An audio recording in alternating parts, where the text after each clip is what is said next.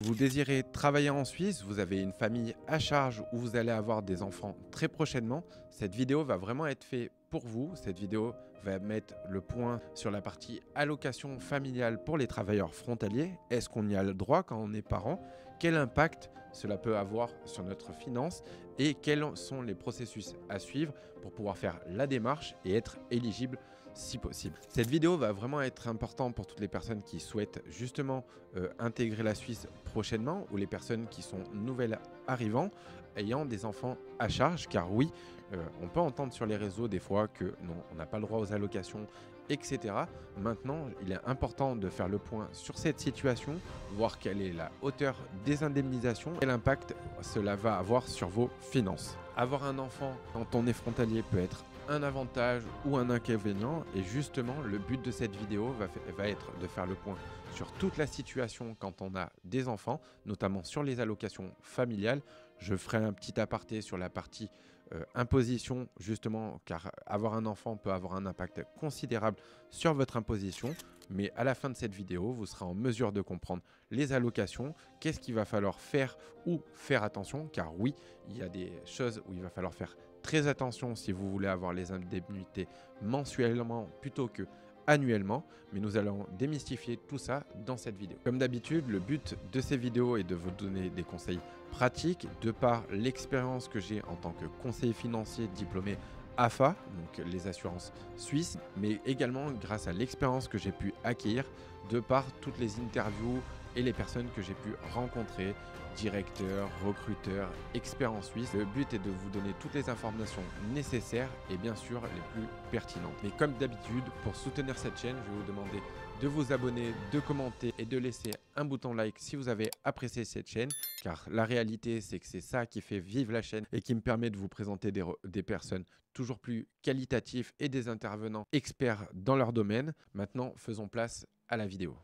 Aujourd'hui, vous êtes peut-être frontalier ou vous envisagez de le devenir, mais vous avez la question des enfants à charge. Comment fonctionnent les allocations? Qui nous les donne? Vers qui se tourner pour être éligible? Et quelles sont les revendications et les choses à savoir au préalable? Pour commencer à parler des allocations, oui, un travailleur frontalier est éligible aux allocations suisses. Oui, il n'y aura qu'un seul des deux parents qui va avoir l'indemnité, et comparé à ce qu'on pourrait croire, elle est bien plus élevée que ce qu'on pourrait l'avoir en France. En Suisse, ce qu'il va falloir comprendre, c'est que l'allocation familiale va concerner dès le premier enfant. Ce qu'il va falloir bien comprendre, c'est que l'allocation familiale en Suisse concerne tous les parents. Elle va être donnée à un seul des deux parents. Elle va être élevée de 300 francs par enfant et on va la toucher de la première année de sa naissance jusqu'à ses 16 ans, voire même ses 25 ans s'il poursuit des études. Donc c'est cumulable, si on a 3 enfants, c'est 900 par mois, donc ce qui est généralement bien plus élevé que ce qu'on pourrait avoir en France. Notamment qu'en France, quand on a peu d'enfants, les allocations familiales durent que très peu de temps. Maintenant que vous savez exactement le montant de l'allocation, donc de 300 francs par enfant, il va falloir retenir un point très précis. Tout d'abord, si actuellement vous travaillez en France ou que vous bénéficiez des allocations familiales françaises, il va falloir les arrêter au préalable, justement pour passer sur de l'allocation suisse. Donc une fois la demande en Suisse faite, il faudra arrêter de toucher celle de France. Pourquoi? Cette question est très importante, c'est que si vous touchez l'allocation familiale française et celle de Suisse, vous allez toucher celle de France toute l'année, donc peut-être 150 €, etc. Et à la fin de l'année, quand on aura eu le total, vous allez le transmettre à l'administration suisse qui, elle, va venir compléter pour aller jusqu'à la hauteur des 300 francs. Vous aurez un versement mensuel de la France et vous n'aurez qu'un versement annuel de la partie suisse. Dans le cas où vous résiliez votre allocation familiale française, vous allez pouvoir bénéficier de l'allocation familiale suisse mensuellement et non annuellement. Après, ça peut être un choix à faire au début, mais il va être très important, si vous voulez avoir la totalité de ces 300 francs mensuellement, d'arrêter de percevoir celles touchées en France. Maintenant, pour parler un petit peu plus des démarches nécessaires et des documents que vous allez devoir avoir en votre possession avant de demander quoi que ce soit. Donc il vous faudra déjà vous munir de votre contrat de travail suisse ainsi que le certificat de naissance de vos enfants. Également, on va vous demander les fiches de paie, les preuves de résidence pour savoir sur quel territoire vous vivez. Et également, il va falloir remplir le formulaire E411 pour déterminer la location familiale qui va être applicable sur votre situation. Maintenant que vous avez tous vos documents en votre possession pour pouvoir faire cette démarche, il va falloir vous diriger vers votre employeur. Également, il va prendre en compte votre situation par la même occasion lors de votre prise de poste pour définir le barème d'imposition que vous allez avoir. Barème B pour un couple marié avec une seule personne travaillant dans le foyer.